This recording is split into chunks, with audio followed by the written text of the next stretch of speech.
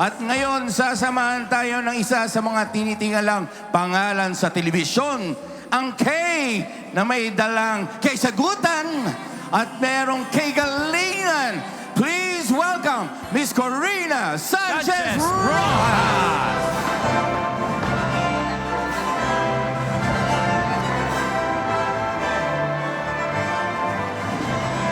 Hello and good evening, everybody.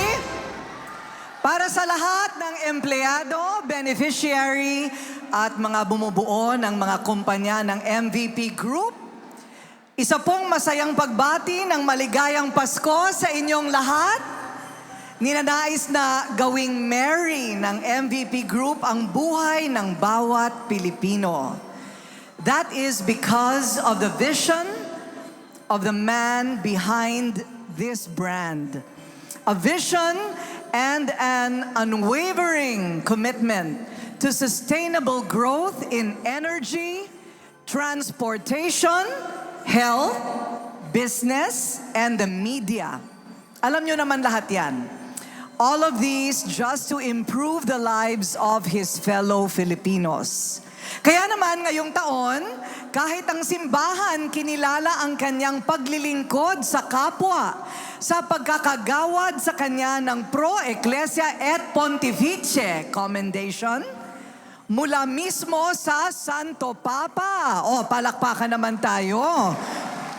Pagkilala mula mismo sa Vaticano. And today, I'm honored to welcome Chairman and President of the MVP Group, Sir Manny V. Pangilinan.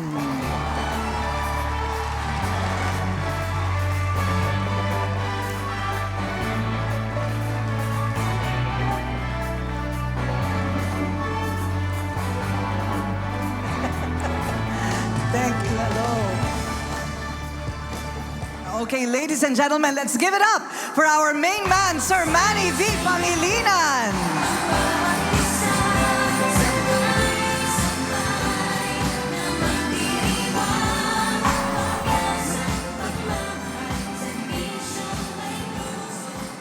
So magandang gabi sa inyo lahat, sa aking mga minamahal na kapatid. Sabi ko nga sa inyo na I was trying to look for the one word that binds us all. It is being a kapatid. So how did we choose this word? Why does it relate so well with all of us? Bakit nga ba ang tawag natin sa isa't isa ay kapatid, brother, bro, sis? Over the years, I've been called many names.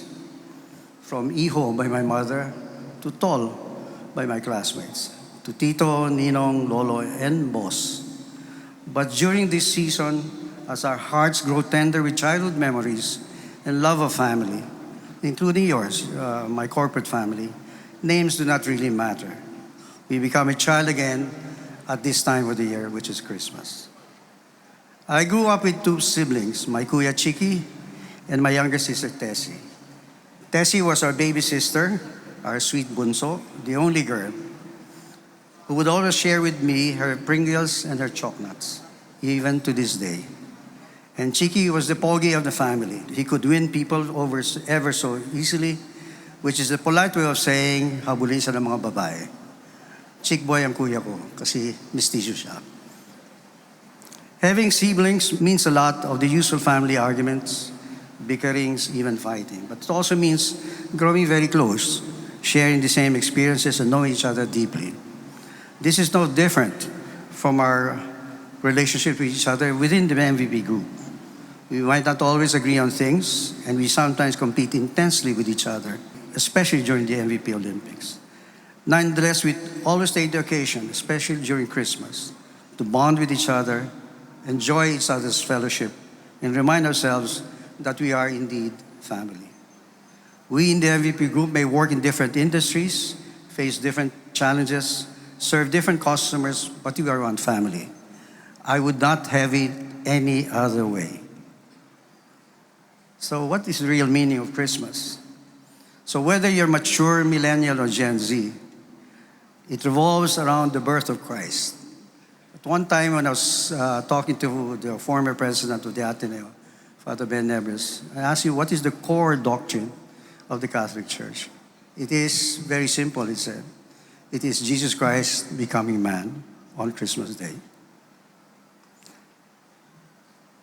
Christ shared his supreme love for us by becoming like us, a human being on Christmas Day.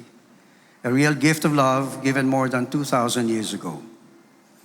Come to think of it, why do we have to wait for Christmas every year to be special, to be giving, to be sharing? May we never be too old or too young to search the skies for love, to cherish and give goodwill and peace and joy to others, beyond the glitter and glow of this season. May the love of Christ and our love for each other overflow in this Araneta Coliseum tonight. Ito lang ang huling billing ko sa inyo. Apart from enjoying the show we've prepared for you, sana maging paalala rin ito na magkakapatid tayo lahat. My hope is for events like this to bring us together, foster deeper connections amongst us, but most of all, remind us that no matter the challenges we will face in the coming year or years, magtutulungan tayo at walang iwanan.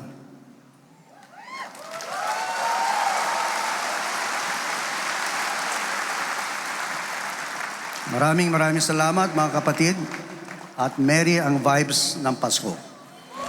Thank you. Ladies and gentlemen, our chairman, Manny V. Pangilinan.